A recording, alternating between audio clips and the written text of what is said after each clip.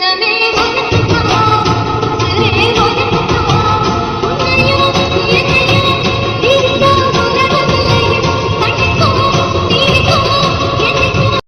சாப்பாடை பார்த்தாலே வாந்தி வந்தியா வருது. இது எப்படி நான் சாப்பிட போறேன்னு தெரியலையே. நேரத்துக்கு நல்லா சாப்பிடணும்னு வரேன் டாக்டர் சொல்லியிருக்காங்க. இதை நான் எப்படி சாப்பிட்றது? சாப்பாடை பார்த்தாலே சாப்பிட்றதுக்கு மனசே வரமாட்டேங்குது. பேசாம இதை குப்பைத்தட்டியில கொட்டிட்டு சாப்பிட்டேன்னு சொல்லிடலாமா? வேண்டாம் வேண்டாம், இந்த மனசை வந்தா குப்பைத்தொட்டியை தான் பார்ப்பாரு. நான் சாப்பிட்டேனா இல்லையான்னு பாக்குறதுக்கு. என்ன பண்றது இப்போ? சாப்பிடவும் பிடிக்கல, ஆனா சாப்பிடாமையே இருக்க முடியாது. என்ன கொடுமை இது? என்ன பண்ணிட்டு இருக்காவ? இட்லி வச்சு எவ்வளவு நேரம் ஆச்சு, இன்னும் சாப்பிடாம உட்காந்துட்டு இருக்கா? ஏ ஃப்ராடு, நீங்க எப்ப வந்தீங்க? நான் வந்தது கூட தெரியாம உட்காந்துட்டு இருக்க. அப்படி என்ன யோசிச்சுட்டு இருக்க? இந்த இட்லியை சாப்பிடலாமா இல்ல குப்பத்தட்டில போடலாமான்னு யோசிச்சுட்டு இருக்கியா என்ன? நம்ம நினைச்சது இவருக்கு எப்படி தெரியும்? என்னடி ஒன்னும் பேசாம உட்காந்துட்டு இருக்க? இல்ல, இட்லியை பிச்சா இட்லிக்கு வலிக்கும்ல, அதான் பேசாம பாத்துட்டு உட்காந்துட்டு இருக்கேன். என்னது? இட்லியை பிச்சா இட்லிக்கு வலிக்குமா? கள்ளி, சாப்பிடாம இருக்கிறதுக்கு நீ என்னென்ன காரணம் சொல்லிட்டு இருக்க? ஆமா, என்னால சத்தியமா முடியல மாமா.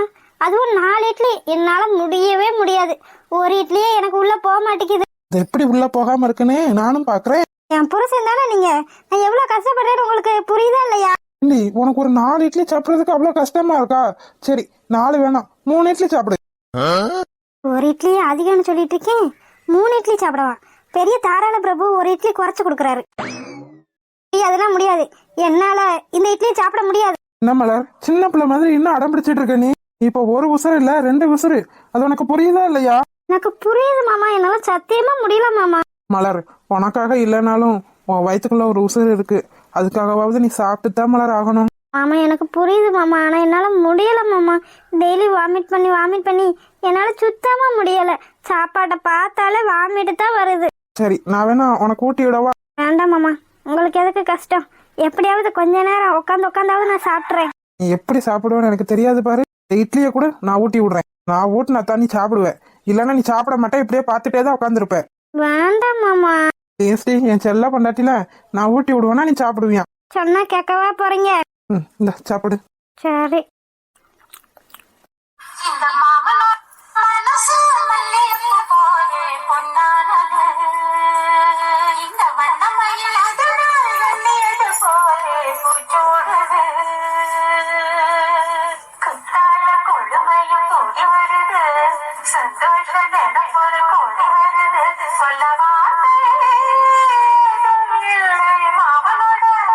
என்னடி பாத்துட்டே இருக்க, சாப்பிடு. சரி மாமா.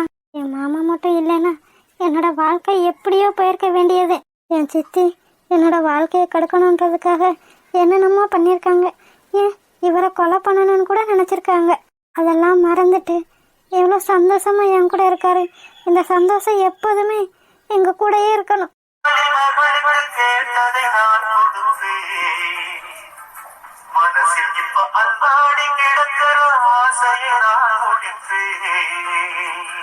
மலர், உன்ன மாதிரி ஒரு பொண்டாட்டி கிடைக்க நான் தாண்டி கொடுத்து வச்சிருக்கணும். யாருமே இல்லாத அனாதையா இருந்த எனக்கு உன்னை பார்த்ததுக்கு அப்புறம் தான் இவ்வளோ சொந்த பந்தமே கிடைச்சிச்சு. இப்போ நான் இப்படி இருக்கேன்னா அதுக்கு காரணமே நீ தாண்டி. உன்னை யாருக்காகவும் எதுக்காகவும் நான் விட்டு கொடுக்கவே மாட்டேன் மலர். இவ்வளோ சொந்த பந்தமும் கொடுத்து இப்போ எனக்காக ஒரு குழந்தையவே நீ வயிற்றுல சுமந்துட்டு இருக்க. நான் உயிரோட இருக்க வரைக்கும் உன்னை நான் தாங்குன்னு தாங்குவேன் மலர். பார்த்து மலர். நான் வரேன். வேண்டாம் மாமா, இதுக்கு தான் நான் அப்பவே சொன்னேன் எனக்கு இட்லி வேணான்னு. இப்ப பாருங்க, சாப்பிட்டதெல்லாம் வெளியே வந்துருச்சு. அதுக்காக சாப்பிடாம இருக்கணும்?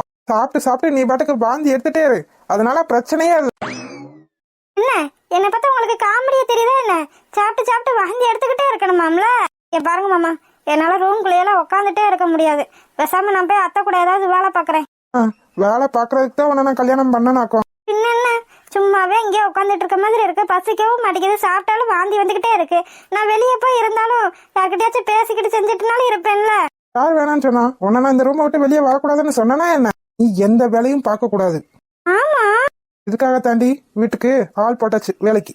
என்ன சொல்றீங்க? வீட்டு வேலைக்கு ஆள் போட்டாச்சா? ஆமா, உனக்கு தெரியாது பத்தியில. ஏன் மாமா அப்படி பண்ணீங்க?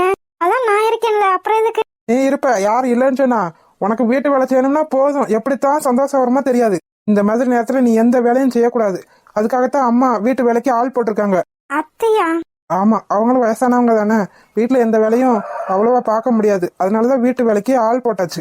என்கிட்ட நீங்க சொல்லவே இல்ல. நான் மறந்துட்டேன். அத்தை அவ்வளவு ஈஸியா வேலைக்கு ஆள் போட மாட்டாங்களே.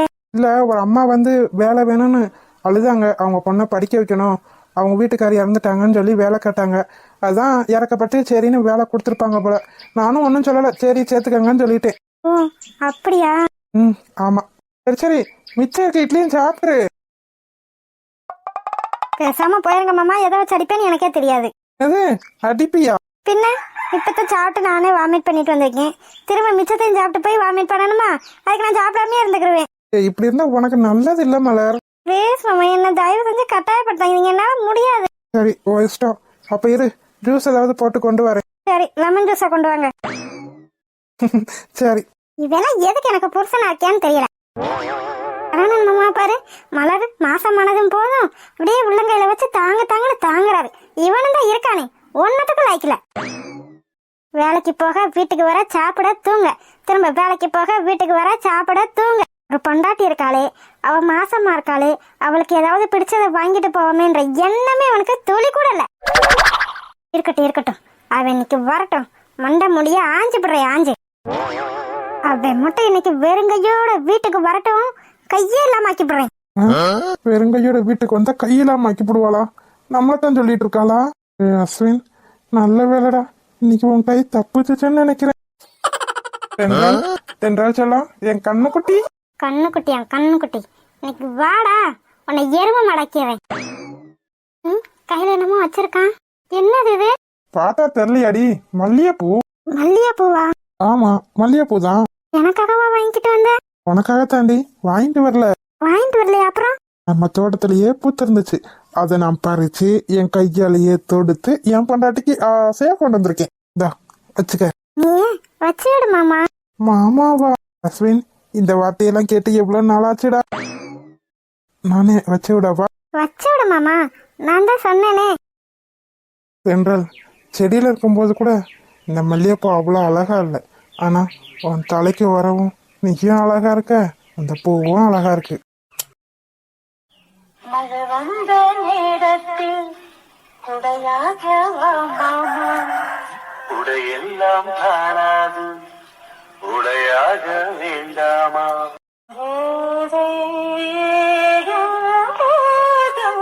மாமா மல்லிகைப்பூ பூத்திருக்கு, அது மழையில் நனைஞ்சிருக்கு.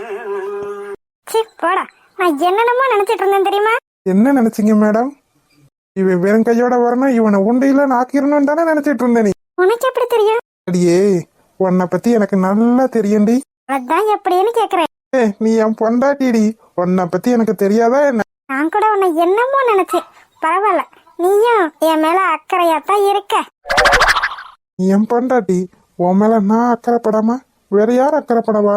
இல்ல, நினைச்சேன். என்ன நினைச்ச?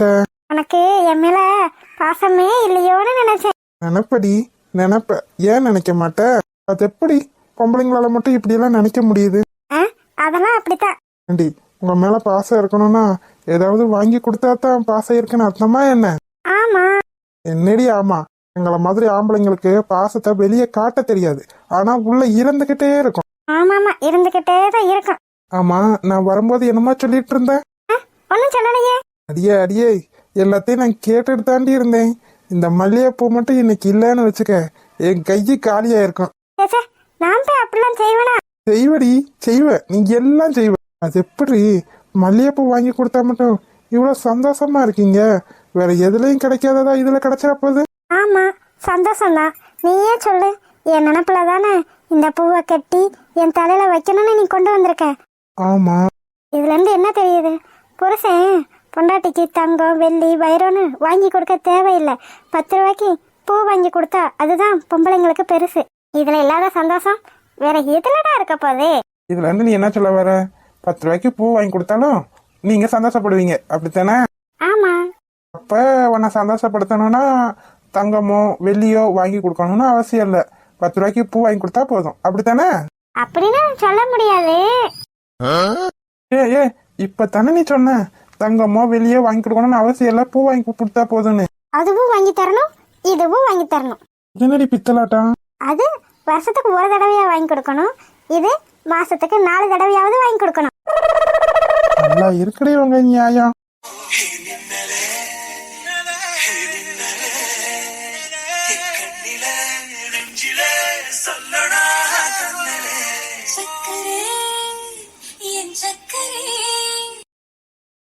ஹாய் செல்லக்குட்டீஸ், வீடியோ பிடிச்சிருந்தா லைக் பண்ணுங்க, ஷேர் பண்ணுங்க, கமெண்ட் பண்ணுங்க. மறக்காம அழகு வாழ தமிழ் கார்டன் சேனலை சப்ஸ்கிரைப் பண்ணிருங்க செல்லக்குட்டீஸ். அப்படியே பெல் பட்டனை ஆன்ல வச்சுக்கோங்க. அப்படின்னா நாங்க போடுற சுவாரஸ்யமான வீடியோ உடனே உங்களுக்கு வந்து சேரும். வீடியோ பார்த்த அனைவருக்கும் நன்றி. வீடியோ பார்த்த அனைவருக்கும் நன்றி.